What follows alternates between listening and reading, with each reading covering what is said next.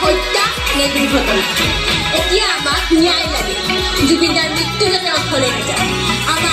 আমাক উচিত তদন্ত লাগে গতিকে আহক ৰাজ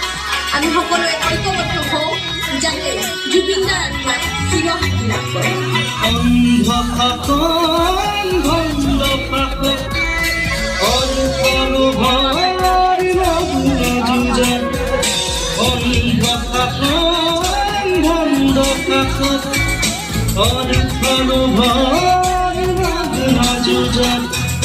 জীবন মরণ স্বপ্নবাহক